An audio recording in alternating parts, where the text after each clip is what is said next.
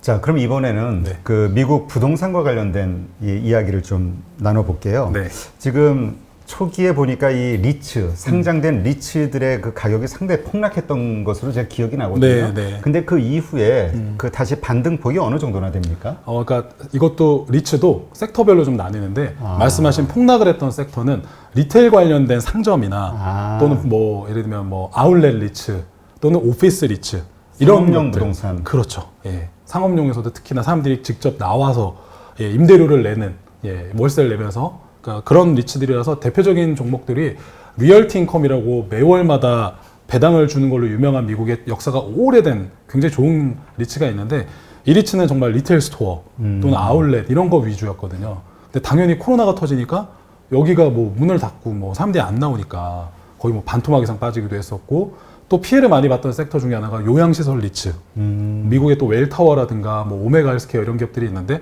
이게 아시다시피 코로나에 가장 취약하신 계층이 7, 80대 노인분들이셨잖아요. 그렇죠. 그래서 실제 요양원에서 코비드로 돌아가신 분들이 좀 안타깝게도 많아서 그런 리츠들이 폭락이 많았었고 근데 반대로 안 빠지고 지금 매일 뭐 신고가를 돌파하거나 좋은 퍼포먼스를 보여줬던 섹터 리츠가 딱 3개가 있습니다. 아, 그래요? 네. 그게 첫 번째가 통신탑 리츠예요. 그게 대표적인 종목으로는 아메리칸 타워나 크라운 캐슬이라고 하는 종목이 있고요. 아메리칸 타워가 미국 상장 리츠 중에 시가총액으로는 거의 1위예요. 120조 원 정도 되거든요. 부동산 쪽 리츠 중에. 네. 근데 이 회사는 뭐라는 회사냐면 말 그대로 통신탑만 전문으로 임대를 해줍니다. 그래서 왜 우리 산 위에 이렇게 보면 등산하시다 보면 이렇게 통신탑 높게 하나 올라가 있지 않습니까? 철탑으로 돼서 그것만 전문적으로 임대를 주는 겁니다. 그러니까 그 철탑이 아메리칸 타워의 소유고 거기다 그러면 누가 임대료를 내고 뭐 누가 들어오느냐. 흔히 말하는 AT&T나 버라이즌 같은 통신사들이 거기에 통신 중계기 같은 걸 달고 월세를 내는 거죠. 네. 근데 그러면은 우리나라 같은 경우는 KT나 SKT가 직접 그 흔히 말하는 각 지점이나 그 위치를 사서 우리는 그 빌딩 뭐 옥상 같은 데다 그렇죠. 설치하잖아요. 달죠. 그래서 그런 개별 그 빌딩이나 이런 데다가 이제 셀을 직접 달아서 하는 형태로 하는데 5G 같은 경우는 4G와 다르게 통신을 전달했을 때 이게 전달률이 더 많이 떨어지고 손실률이 많습니다. 그래서 큰 통신탑, 흔히 말하는 타워셀, 통신셀이 많아야 됩니다. 그러다 보니까 산에 있는 흔히 말하는 통신탑에다가 더 많은 중계기를 촘촘하게 달아야 더 광범위한 이게 가능하다 보니까 그걸 하기 위해서 이걸 일일이 통신탑을 사서 거기다 짓고 그걸 또 관리하고 다 비용이잖아요. 그러니까 아메리칸 타워 같은 애들한테 계약을 맺어서 마스터리스 계약을 맺고 얘네들한테 통신탑을 아예 팝니다. 통신업체들이. 버라이즌이 아예 그냥 니들이 사줘하고 팔면 얘네들 그걸 받자마자 바로 임차 계약을 맺어서 버라이즌은 임차 고객으로 거기다 중계기만 달고 월세를 내고 쓰는 거죠.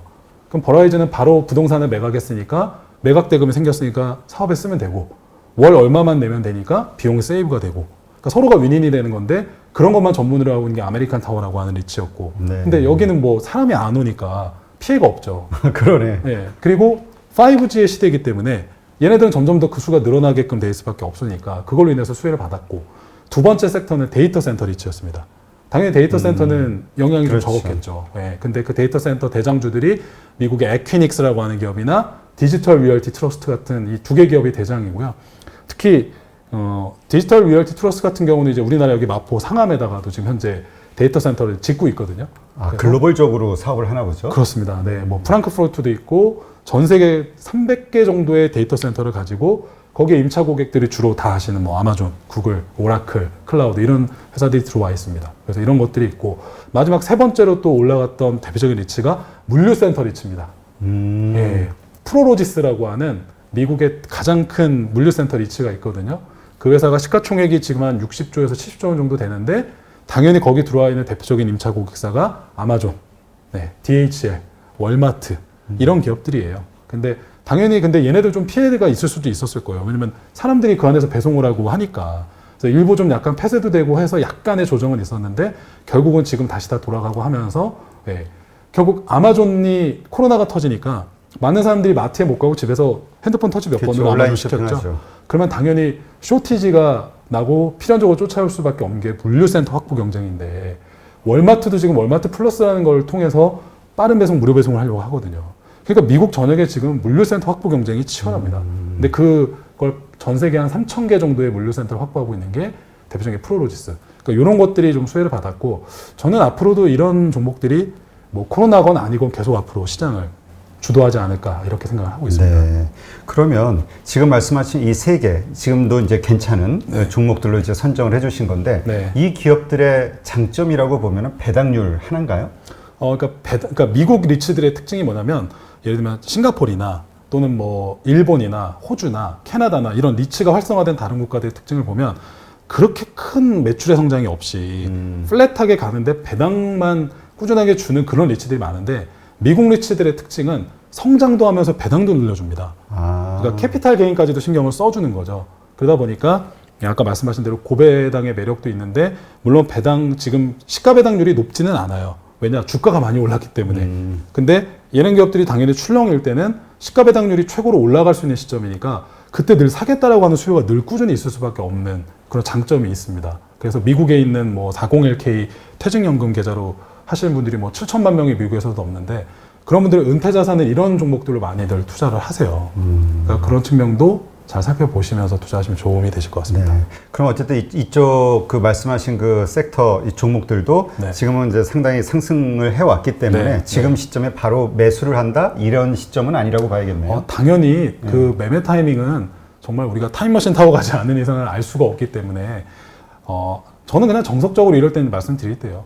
빠질 때마다 분할로 사서 들어가셔서 어쨌건 개별 종목들보다는 변동성은 덜 할 거잖아요. 왜냐면 기반이 부동산 임대업이니까 또 망해도 부동산이 있는 거잖아요. 어떻게 보면. 그래서 그거를 현금화해서 주주들한테 돌려줄 수 있는 어떻게 보면 안전장치가 좀 있는 편이기 때문에 완전히 안전하다고 할 수는 없습니다. 상장된 주식이니까. 그렇죠. 그래도 상대적으로 다른 것보다는 조금 더 중요한 중수익이지 않나 저는 그렇게 생각을 하니까 그렇게 좀 접근하시면 될 것 같습니다. 네. 또 방송 보시는 분들 가운데서 이 성격이 급하신 분들이 있어가지고 그렇죠. 바로 또 이것도 저녁에 또 분할로 나왔다. 나눠서 천천히 그렇게 전혀 서두르지 마시고 네. 천천히 조사하시면서 네. 들어가시기를 부탁드리겠습니다. 자, 그럼 이번에 ETF 시장 관련해서 좀 질문을 드릴게요. 네. 사실 미국의 ETF 시장이 상당히 넓잖아요. 그렇죠. 종목 수도 그렇죠. 참 다양하고. 네. ETF 좀 관심 가질 만한 ETF로는 어떤 것들이 있을까요? 제가 지난번 출연을 했을 때 굉장히 성장과 관련된 섹터와 ETF를 많이 좀 말씀을 드렸어서 오늘은 조금 결이 다른 그 어떻게 보면 안전자산이라고 얘기하기 좀 애매할 수 있겠네요. 좀 덜 위험자산이지만. 그러니까 우리가 네. 변동성이 예상이 되니까 네네. 그 변동성에 특히 좀 강할 만한. 그렇죠. 정확하게 말씀해 주셨습니다. 그래서 좀 인컴형, 그러니까 배당이 좀 나오거나 분기, 최소 분기, 그리고 더 좀 짧게 보면 매월마다 배당을 주는 ETF들이 미국에 있거든요. 그래서 저는 지금 시점에도 이제 이런 걸 어떻게 보면 매일 그 고객분들 포트폴리오 짜는 사람 입장에서 진짜 어떻게 보면 팁을 드리면 저는 지금 시점에도 투자를 한다고 했을 때 아까 말씀드린 대로 빅테크나 이런 성장주도 넣지만 일부 아까 말씀드린 대로 그런 리츠들, 부동산 기반의 리츠를 약간 축구로 치면 미드필더라고 좀 생각을 해서 편입을 하고 그리고 마지막 수비수나 골키퍼라고 생각하고 넣는 게 바로 이 ETF들인데 미국의 ETF 중에 저는 지금에서도 계속 좀 넣으면 좋겠다라고 말씀드리는 대표적인 ETF가 한 3-4개 정도 되는데 첫 번째는 LQD라고 하는 코드를 쓰는 ETF고요. LQD. 이 ETF는 미국의 IG 등급, 그러니까 흔히 말하는 투자 적격 등급 채권을 뜻합니다. 이게 뭐지? 뭐 이렇게 말이 어렵지 하실 텐데 S&P 기준으로 그 흔히 말하는 채권의 신용 등급이 다 있잖아요. 그럼 이제 트리플 B 마이너스 이상의 우량 등급 회사채를 IG 등급 회사채라고 합니다. 그러니까 뭐 트리플 A, 더블 A, A 이 등급 채권들을 얘기하겠죠. 그리고 트리플 B 마이너스 이하의 등급 채권들을 정크본드라고 합니다. 흔히 말하는 하이힐드 채권, 그건 많이 아실 거예요, 그죠? 그러면 하이힐드가 아니라 이 위쪽에 있는 좀 안전한, 좀 큰 우량한 기업들, 신용 등급 높은 애들 채권이구나. 이 LQD라고 하는 ETF는 미국에서 굉장히 유명하고 큰 규모인데 거의 이 안에 담고 있는 채권이 2,000개가 넘어요. ETF 하나에. 근데 그 채권들이 주로 뭐냐? 아까 말씀드린 우량 등급 회사채인데 이 안에 마이크로소프트, 애플, 아마존, 뭐 버라이즌 이런 미국의 대표적인 우량 회사채를 2,000개를 분산해서 담습니다. 근데 이 한 채권 하나하나를 투자하시려면은 거의 최소 중개 단위가 보통 뭐 증권사별로 좀 상이합니다만 3만 불 뭐 이렇거든요. 그럼 난 돈 뭐 300만 원 투자하고 싶은 사람은 못 사는 거예요? 그렇죠. 못 사는 거거든요. 그러면은 그거는 복잡하게 하지 마시고 LQD 한 주를 사면 이 안에 그 채권 하나에 올인되는 게 아니라 그조차도 2,000개로 분산이 되니까. 그리고 배당이 1년에 2% 후반대 정도가 나와요. 세전 연 기준으로. 그러면 15% 배당세 떼고 세후로 나오면 뭐 2% 초중반 될 것 같은데 그거를 달러로 매월마다 월지급식으로 배당을 줍니다. 아, 월지급이에요? 네, 월지급입니다. 그러다 보니까 굉장히 배당을 우리나라 보통 배당을 6개월에 한 번 정도 받잖아요.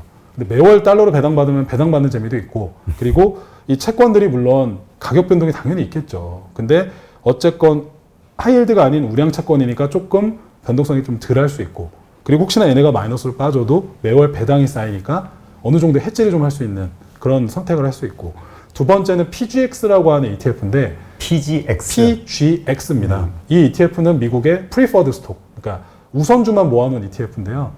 이 ETF는 결론만 말씀드리면 시가 배당률이 지금 현재 5% 정도 돼요.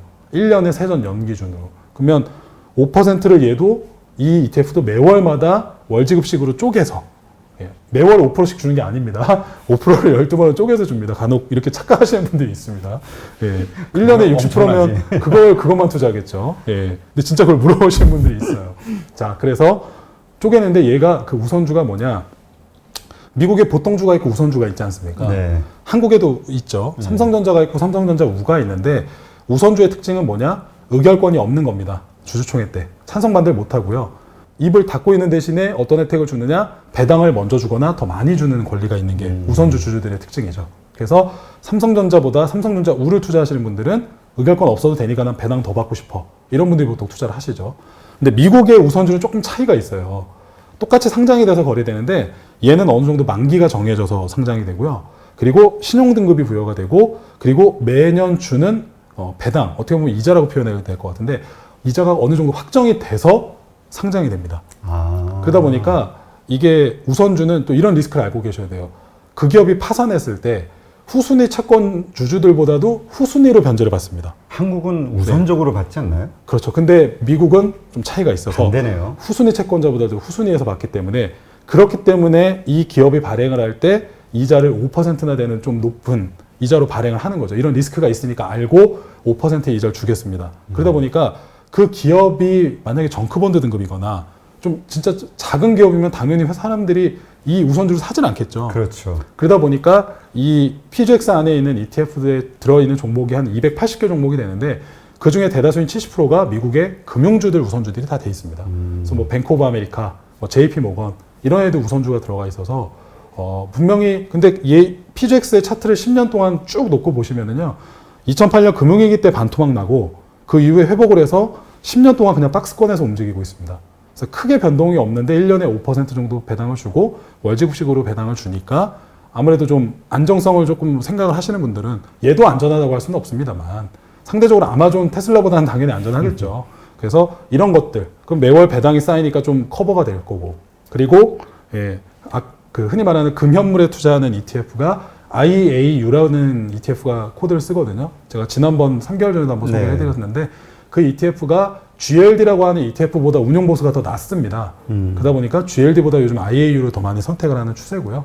얘는 금현물에 투자하기 때문에 흔히 말하는 선물에 투자하는 원유 선물 ETF 같은 롤오버 비용이나 이런 거 전혀 없기 때문에 걱정 안 하셔도 되고 금 가격을 거의 한 배로 정확하게 좀 비슷하게 추정을 하기 때문에 저도 뭐 금에 대해서는 당연히 이런 상황에서는 연준이 돈을 풀고 있는 상황에서는 금으로 해지할 수밖에 없다고 생각을 하기 때문에 또는 시장이 위험할 때 금이 해지 역할도 하니까 근데 최근에 보면은 주가도 밀리고 금도 밀리더라고요.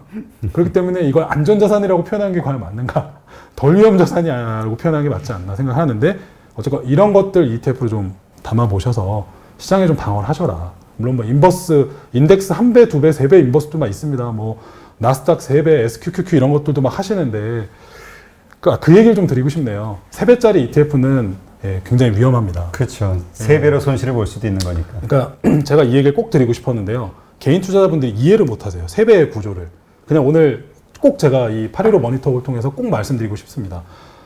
그러면 반대로 나스닥이 눌렸다가 치고 올라갈 때 나스닥 3배 레버리지를 사면 수익이 많이 나겠네요. 물론 그럴 수 있습니다. 그럼 그게 이제 TQQQ라고 하는 코드를 쓰는데 자, 3배짜리는요. 어떤 리스크를 안고 있냐면 이 지수를 추정하기 때문에 얘는 롤오버 비용이 없습니다. 선물 추정은 아니니까. 근데 레버리지 효과라고 하는 그 리스크가 있어서 쉽게 설명드리면 1,000만 원을 샀는데 오늘 이 TQQQ가 예를 들면 10%가 올랐다.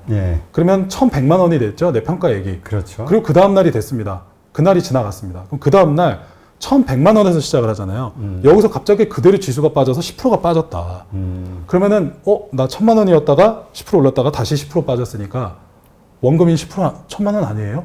이렇게 물어보세요. 내 돈 나머지 200만 원 누가 떼갔어? 막 이렇게 물어보시거든요. 그러니까 그 금액에서 10%니까. 그렇죠. 1,100에서 10%가 빠졌잖아요. 그럼 제가 지금 정확히 계산을 두드릴 수 없는데 998만 원인지 980만 원인지 모르겠습니다. 아무튼 이해가 가시죠. 1,000만 원이 아니라는 거죠. 근데 그게 하루 오르고 하루 내리고 하루 오르고 하루 내리고 박스권에서 예를 들면 움직였다. 그럼 계속 내 자산이 녹고 있는 겁니다.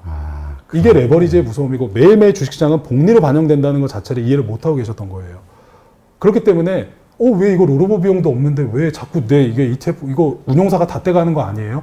운용사가 그렇게 너무 사기꾼들은 아니거든요. 정교화된 아주 체계화된 보수를 떼갈 뿐이지 그렇지 않습니다. 그렇기 때문에 레버리지가 한 방향으로 그 방향을 따라서 갔으면 매일 복리로 수익이 더 날 수도 있지만 반대로 레버리지를 샀는데 지수가 밑으로 빠지거나 박스권으로 움직이면 내 자산을 녹을 수 있기 때문에 미국에서는 반드시 권고해요. 이 3배나 2배짜리 레버리지 인버스 ETF는 전문 투자자들의 영역이고 상위 1%의 투자자들에 한한다. 그리고 매일 수익률 체크를 해주고 빠르게 포지션을 만약에 한다 그러면 손절도 해야 되고 액티브하게 관리를 해야지 이거 그냥 들고 하면 올라가겠지 뭐 또는 물 타면 가겠지 뭐라고 했는데 계속 박스권이거나 밑으로 흐르면 정말 마이너스 99%도 갈 수 있는 게 3배짜리입니다. 그게 최근에 많이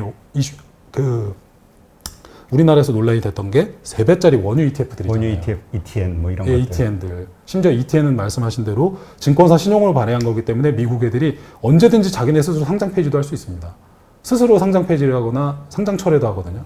물론 ETF는 운용사에서 운용하는 거니까 고객들의 자금은 수탁은행에 있기 때문에 자기네 스스로가 뭐 어떻게 하고 안 하고도 해도 돈은 지켜줄 수 있습니다. 은행 수탁은행이 있으니까. 근데 뭐 언제든지 운용사도 스스로 상장 철회를 할 수 있는 게 3배짜리이기 때문에 늘 조심하시고 빅스 지수 투자하는 ETF, ETN 이런 것도 늘 조심하시고 우리나라 분들 그런 거 너무 많이 투자하세요. 우리는 정말 화끈한 민족인 것 같아요. 근데 해지를 그런 걸로 하시려고 하시거든요.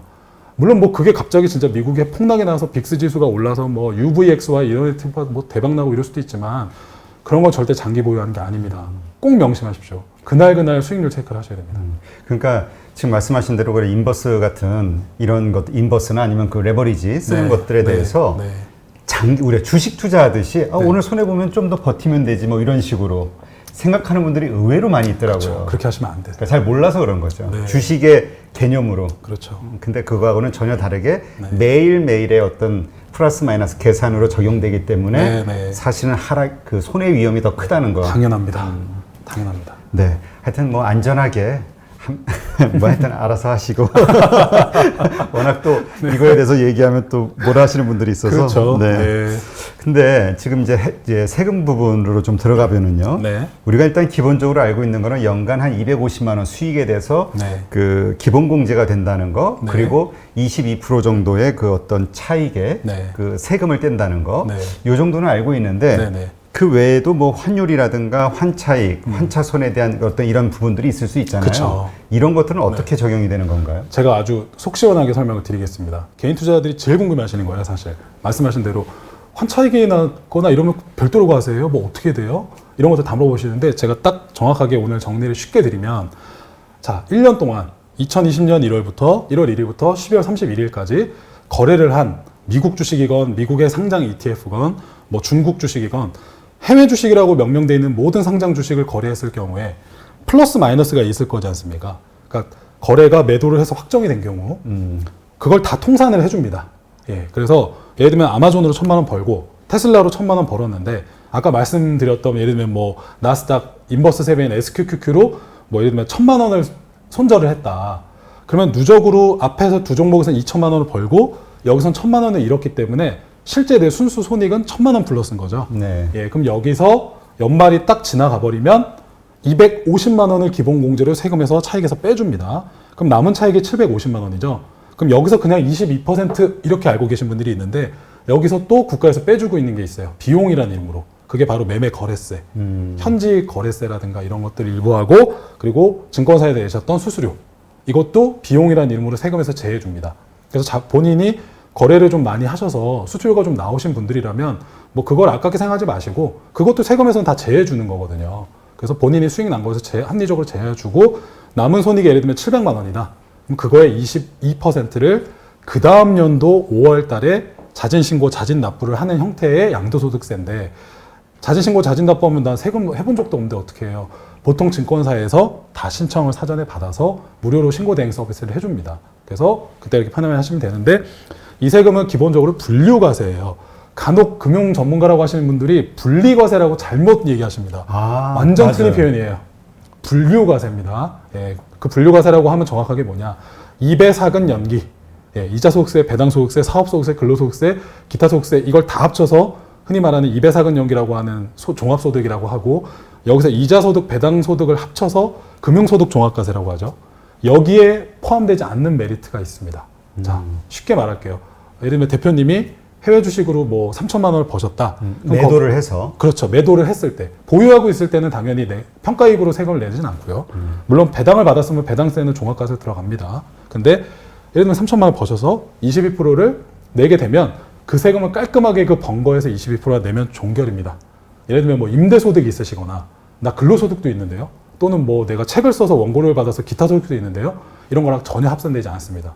그러니까 최근에 VIP나 거액자산가 분들이 해외 펀드를 투자하던 거를 그냥 이걸 그냥 직접 투자하는 게 훨씬 낫겠네 세금 측면에서 이렇게 되고 있는 거죠. 그리고 그래서 그렇게 쉽게 얘기할게요. 내가 국내 주식으로 예를 들면 올해 연말대 정도 되면은 그 가족이 합쳐서 3억만 한 종목을 갖고 있어도 대주주가 되거든요. 그럼 이거에서 이익이 나면은 20% 정도의 양도소득세를 이제 내셔야 돼요. 근데 해외 주식은 번 거에서 22% 내면 끝이고, 예. 그리고 만약에 이걸 해외 펀드나 뭐 이런 금융상품으로 가입해서 버셨던 수익을 흔히 말하는 이제 종합과세 수익이잖아요. 그거는 뭐 최고과세 구간에 있으신 거액자산가 분들은 거의 뭐 번 거의 절반을 떼가거든요. 그러면 내가 1,000만 원 벌으면 내 주머니에 얼마 들어와? 금융상품으로 낸 수익은 거의 500만 원 정도 들어오는 거고 해외 주식이나 해외 ETF, 상장 ETF로 버신 거는 번 거에 22%만 내면 종결이고 그리고 국내 거로 번 거는 3억 갖고 있으면 뭐 20% 정도 낼 수 있고 그러니까 옛날에 해외 주식 22% 세금 비싼 거 아니냐고 했는데 이제는 해외 주식 20%도 그렇게 비싸지 않을 수 있다는 거 그런 부분 아셔야 되고 예, 그리고 하나 더 마지막 팁을 드리면 아까 환차익, 환차손을 궁금해 하시잖아요. 어떻게 되느냐 이렇게 보시면 됩니다. 쉽게 자 월요일 날 내가 애플이라는 주식을 샀습니다. 그러면 미국 주식은 기본적으로 국내 결제까지 되는 게 T 플러스 3일이 걸리거든요. 그러면 월요일 날 사면 목요일 날 내 거래 내역 원장에 그날에 애플 매수한 내역이 찍힙니다. 그러면 그 주식이 입고되고 거래 내역이 찍힌 날에 매매 기준 환율이 거래 금액에 곱해지면은 그게 원화 금액이 나오죠. 그러니까 쉽게 생각하세요. 월요일 날 애플 100불이라고 하는 주가에 100주를 샀다. 그럼 내 거래 금액은 10,000불이죠. 근데 이거 양도소득세는 원화로 과세하잖아요. 그렇죠. 그럼 목요일 날 결제된 날의 기준 환율이 1,000원이다. 그럼 1,000원 곱하기 10,000불에서 1,000만 원이 내 매수 양도가액이 된 거예요. 그리고 얼마 시간이 지나서 또 예를 들면 똑같이 뭐 한 3달이 지나서 월요일 날 애플을 120불에 매도를 했다. 똑같이 100주를. 그러면 내 매도 거래 금액은 12,000불이죠.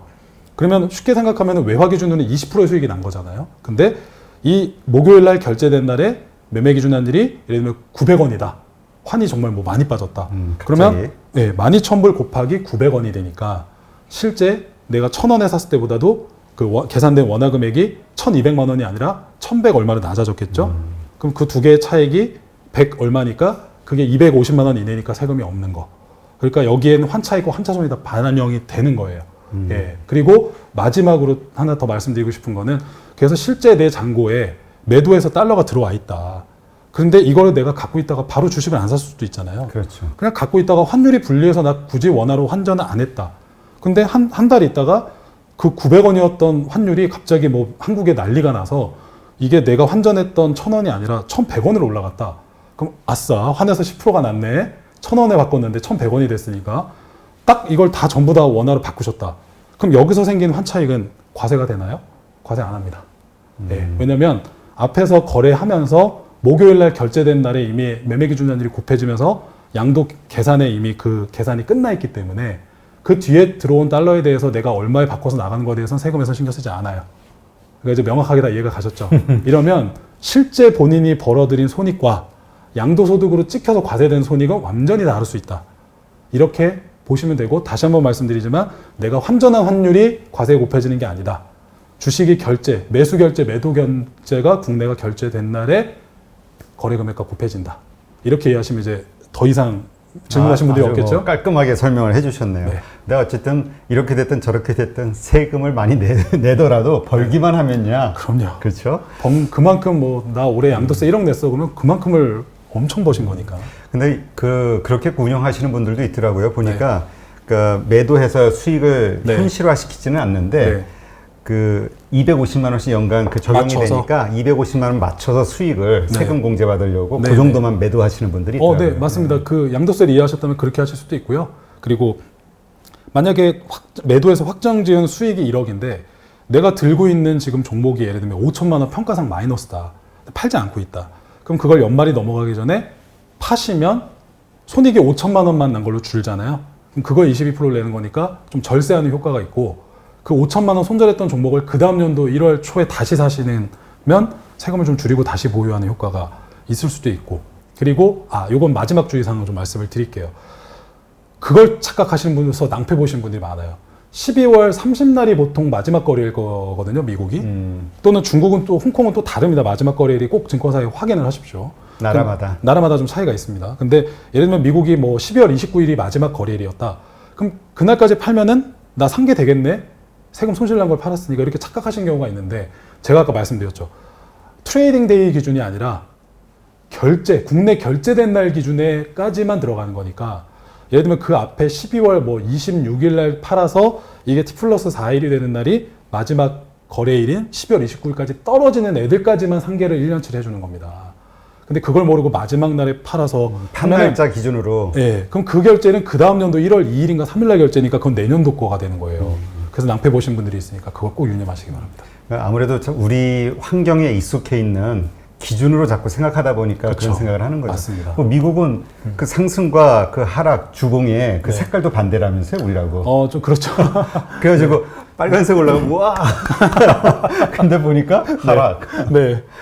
그래도 뭐 요즘에 우리나라 이제 증권사 앱이나 이제 우리나라 그 HTS를 통해서 하시니까 우리나라 걸로 바뀌어 있어서 착각은 안 하실 겁니다. 그러니까 예전에 그 초창기에 하자던 분들 얘기 들으면 참 재밌더라고요. 그렇죠. 네. 네. 알겠습니다. 오늘 이렇게 해서 그 해외 투자와 관련해서 어떻게 우리가 그 매력적인 섹터나 종목들이 아직도 남아있는지, 혹은 투자의 시점으로 지금 혹은 언제가 적당한지 여러 가지 사항들에 대해서 이제 점검해보는 시간을 가졌는데요. 우리 전래용 부장님의 또 해외 주식, 원래 이제 컨설팅 팀 팀장이셨기 때문에 이쪽에 대한 인사이트가 좀 해박하시고 그래서 많은 도움이 됐던 것 같습니다. 근데 참 투자하시면서 많이 참고하시고, 그러나 어쨌건 항상 여기에서 언급됐던 어떤 그런 상품에 대해서 갑자기 들어가시는 게 아니라 이런 것도 있다고 하는 어떤 정보를 알려드린 것 뿐이니까 정확하게 그거에 대해서 좀 스터디를 하시고 투자에 대한 그냥 참고 정도로만 이렇게 활용하시면 좋을 것 같습니다. 맞습니다. 네, 오늘 이렇게 나와주셔서 고맙습니다. 네, 고맙습니다.